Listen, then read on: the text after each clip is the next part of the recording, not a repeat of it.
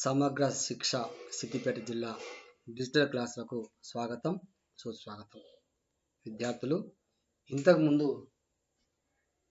మనము 2 క్లాసులో వాటి గురించి తెలుసుకున్నాం. ఒకసారి మళ్ళా వాటి గురించి తెలుసుకునే ప్రయత్నం చేద్దాం.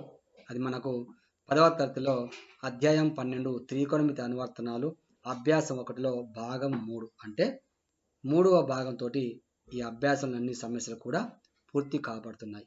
నా పేరు నోముల చంద్రారెడ్డి, జిల్లా పరిషత్ ఉన్నత పాఠశాల రామవరం, మండలం అక్కన్నపేట.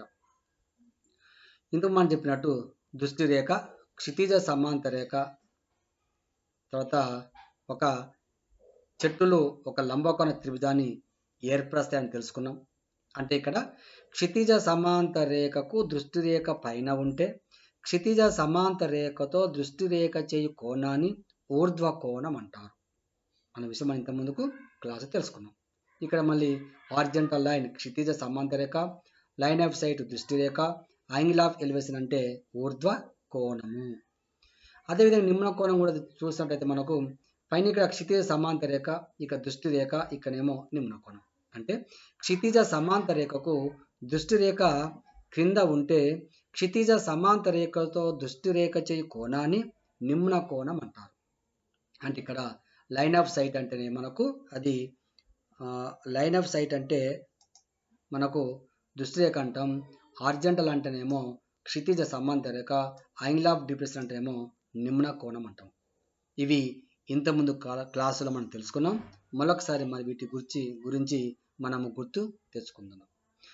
ఇప్పుడు మనకు నిమ్న కోణం తెలుసు, ఊర్ధ్వ కోణం తెలుసు. కాబట్టి ఒక లెక్క చూద్దాం.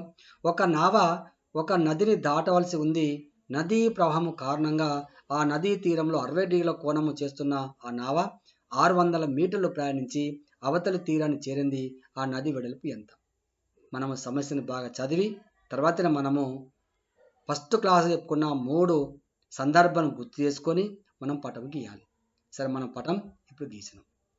ఆ పటం ఏంటి చెప్తుంది అంటే ఈ ఏసీ అనేది నది వెడల్పు చెప్తుంది, బీసీ అనేదేమో 600 మీటర్ దూరము, సి వద్ద 60 డిగ్రీల కోణము, ఏ వద్ద 90 డిగ్రీలు. ఇక్కడ రాసుకుందాం. నది వెడల్పు ఏసీ తెలుసు మనకు అనుకున్నాం. పడవ ప్రయాణించే దూరము బీసీ ఈజ్ ఈక్వల్ టు 600 మీటర్లు అనుకున్నాం. త్రిభుజం ఏబిసిలో angle A is equal to 90 డిగ్రీలు, angle C is equal to 60 డిగ్రీలు. మరి కాసు సి, ఇక కాసి అనుకుంటున్నాం.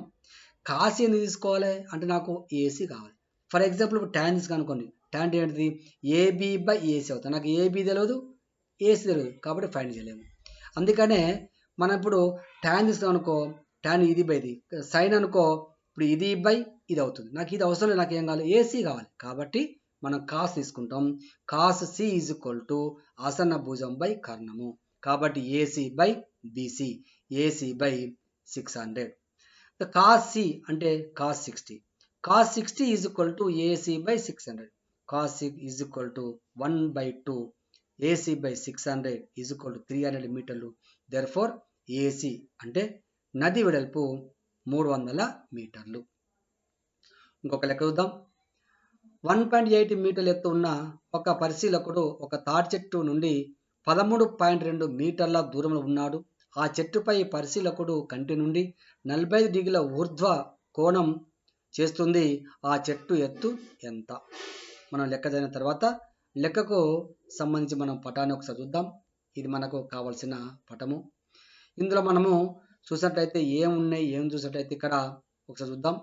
ఇక్కడ 13.2 అన్నది ఈ తాటి చెట్టు నుండి పరిశీలకుడు మధ్య దూరము. ఇక్కడ 13.2 అంటున్నాం. ఇదేమో బీడీ మొత్తం కూడా మనకు తాడి చెట్టు ఎత్తు అవుతుంది. ఇక్కడ పరిశీలకుడు అంటేనేమో ఏఈ అవుతుంది. ఏఈ ఈజుకోటి మళ్ళీ బీసీ అవుతుంది. ఏబి ఈజుకోటి ఇక్కడ ఈసీ అవుతుంది. ఇక్కడ ఈ వద్ద 40 డిగ్రీల కోణం ఉంది. ఇక్కడ సి వద్ద 90 డిగ్రీలు ఉంది. ఇప్పుడు సాధించినట్లయితే పరిశీలకుడు ఏఈ అనుకున్నాం మనం. చెట్టు ఎత్తు BD, BD is equal to ఏమవుతుంది మనకు? బీసీ ప్లస్ సిడి అవుతుంది. పరిశీలకుడు తాటి చెట్టు మధ్య దూరం ఇక్కడ AB is equal to EC 2 అవుతున్నాయి. త్రిభుజం ఈసిడిలో angle C is equal to 90, angle is equal to 45. Now మరి tan E is equal to ఎదుటి భుజం బై ఆసన్న భుజం అంటే DC by EC. Now tan 45 is equal to 1 కాబట్టి 1 is equal DC by EC. EC is equal to AB is equal to ఎంత 13.2 మీటర్లు. కాబట్టి 1 is equal to DC by 13.2 మీటర్లు అంటే DC ఈజ్ ఈక్వల్ టు 13.2 మీటర్లు. దేర్ఫోర్ నాకు BD కావాలి కాబట్టి BD is equal to BC plus CD. ఇక్కడ మరి BC ఎంత అంటే మనకు తెలుసు 1.8 అనుకున్నాం, CD మనకు వచ్చింది 13.2 అన్నాం, ఆ రెండింటి కూడితే మనకు వచ్చేది 15 మీటర్లు. దేర్ఫోర్ ఆ తాటి చెట్టు ఎత్తు 15 మీటర్లు. ఇంకొక లెక్క చూద్దాం. హోంవర్క్లో విద్యార్థులు హోంవర్క్ ఒక లెక్క చూద్దాం. ప్రక్కన పటంలో AC ఈజ్ ఈక్వల్ టు 6 సెంటీమీటర్లు, AB ఈజ్ ఈక్వల్ టు 5 సెంటీమీటర్లు, BSC ఈజ్ ఈక్వల్ టు 30 అయిన త్రిమిది వైశాల్యం ఎంత మీరు ఈజీగా అనుకోవచ్చు. ఒక పటం ఇచ్చిన దీని ద్వారా మీరు ఈ ABC త్రిమిది యొక్క వైశాల్యాన్ని కనుక్కోండి.